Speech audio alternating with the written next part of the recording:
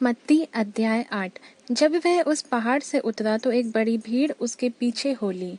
और देखो, एक कोढ़ी ने पास आकर उसे प्रणाम किया और कहा कि हे प्रभु, यदि तू चाहे तो मुझे शुद्ध कर सकता है। यीशु ने हाथ बढ़ाकर उसे छुआ और कहा, मैं चाहता हूँ, तू शुद्ध हो जा। और वह तुरंत कोढ़ से शुद्ध हो गया। यीशु ने उससे कहा, देख, किसी से ना कहना, परंतु जाकर अपने आप को याजक को दिखला और जो चढ़ावा मूसा ने ठहराया है उसे चढ़ा, ताकि उनके लिए गवाही हो।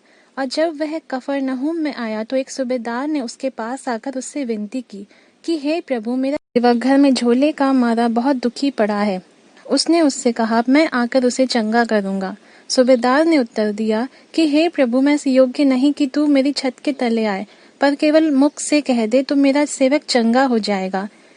क्योंकि मैं भी पराधीन मनुष्य हूँ और सिपाही मेरे हाथ में है, और जब एक से कहता हूँ जा तो वह जाता है, और दूसरे को कि आ तो वह आता है, और अपने दास से कहता हूँ कि यह कर तो वह करता है।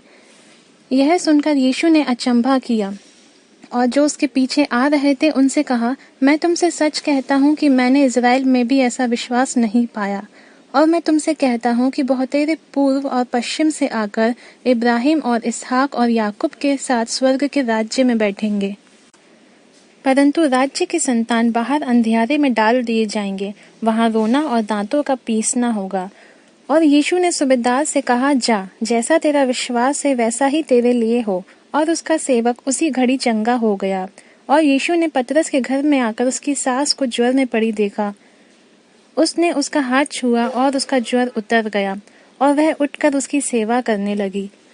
जब संध्या हुई तब वह उसके पास बहुत से लोगों को लाए जिनमें दुष्ट आत्माएं थीं, और उसने उन आत्माओं को अपने वचन से निकाल दिया और सब बीमारों को चंगा किया, ताकि जो वचन यशायाह भविष्यद्वक्ता के द्वारा कहा गया था वह पूरा हो, कि उसने आप हमारी दुर्बलताओं को ले लिया और हमारी बीमारियों को उठा लिया।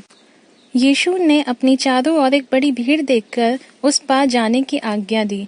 और एक शास्त्री ने पास आकर उससे कहा, हे गुरु, जहाँ कहीं तू जाएगा मैं तेरे पीछे पीछे हो लूंगा। यीशु ने उससे कहा, लोमड़ियों के भट्ट और आकाश के पक्षियों के बसेरे होते हैं, परंतु मनुष्य के पुत्र के लिए सिर धरने की भी जगह नहीं है। एक और चेले ने उससे कहा, हे प्रभु, मुझे पहले जाने दे कि अपने पिता को गाड़ दूं।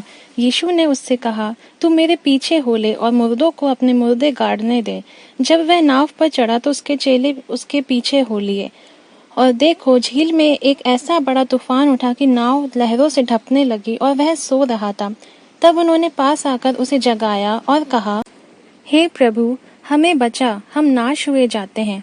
उसने उनसे कहा, हे अल्पविश्वासियों, क्यों डरते हो? तब उसने उठकर आंधी और पानी को डांटा और सब शांत हो गया। और लोग अचंभा करके कहने लगे कि यह कैसा मनुष्य है कि आंधी और पानी भी उसकी आज्ञा मानते हैं। जब वह उस पार मत्ती अध्याय 8। जब वह उस पहाड़ से उतरा तो एक बड़ी भीड़ उसके पीछे हो ली। और देखो, एक कोढ़ी ने पास आकर उसे प्रणाम किया और कहा कि हे प्रभु, यदि तू चाहे तो मुझे शुद्ध कर सकता है। यीशु ने हाथ बढ़ाकर उसे छुआ और कहा, मैं चाहता हूँ, तू शुद्ध हो जा। और वह तुरंत कोढ़ से शुद्ध हो गया। यीशु ने उससे कहा, देख, किसी से ना कहना, परंतु जाकर अपने आप को याजक को दिखला और जो चढ़ावा मूसा ने ठहराया है उसे चढ़ा, ताकि उनके लिए गवाही हो। और जब वह कफरनहूम में आया तो एक सूबेदार ने उसके पास आकर उससे विनती की कि हे प्रभु, मेरा सेवक घर में झोले का मारा बहुत दुखी पड़ा है। उसने उससे कहा, मैं आकर उसे चंगा करूंगा। सूबेदार ने उत्तर दिया कि हे प्रभु, मैं इस योग्य नहीं कि तू मेरी छत